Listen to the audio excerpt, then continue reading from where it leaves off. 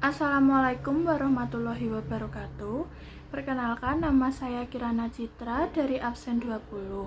Di sini saya akan menjelaskan mengenai sistem pemerintahan apa sih yang cocok dipakai di negara Indonesia dan apa alasannya. Jadi menurut pendapat saya sendiri, negara Indonesia itu cocok memakai sistem pemerintahan presidensial. Nah, di sistem pemerintahan presidensial ini, kekuasaan utama itu kan berada di tangan seorang presiden. Presiden tersebut dipilih oleh rakyat melalui kegiatan atau pemilihan umum yang biasa kita kenal sebagai pemilu. Peran presiden di sini yaitu sebagai kepala negara juga sekaligus sebagai kepala pemerintahan. Nah, dikarenakan jabatan presiden itu kan ada dua.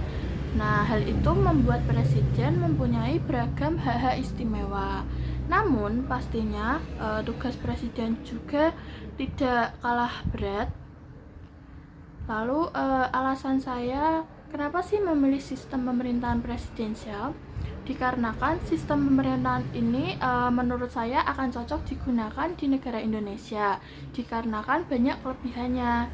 Contohnya seperti pelaksanaan hukum yang dapat berjalan dengan lebih cepat dikarenakan presiden sendiri itu langsung memiliki kekuasaan yang penuh dalam mengatur jalannya hukum.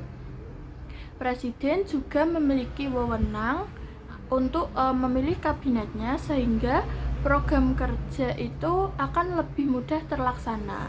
Selain itu, badan eksekutif itu juga akan lebih stabil kedudukannya karena tidak bergantung pada parlemen.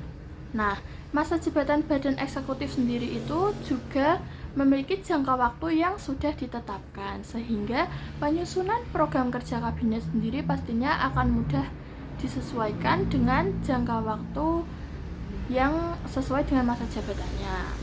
Nah, tapi walaupun di sistem pemerintahan ini kedudukan utama itu dipegang oleh presiden, presiden itu juga pastinya membutuhkan seorang menteri yang berperan sebagai pembantu presiden dalam menyelenggarakan pemerintahan negara.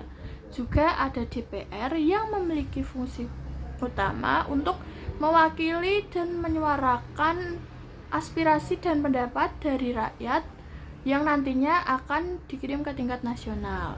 Anggota DPR sendiri itu biasanya berkomunikasi dengan konstituennya untuk mendengarkan apa sih masukan-masukan dan keluhan masyarakat yang nantinya itu akan bisa membangun dan memperlancar jalannya pemerintahan. Selanjutnya ada pula kelebihan antara sistem presidensial dibanding dengan sistem pemerintahan monarki. Yang pertama yaitu mengenai cara pemilihannya.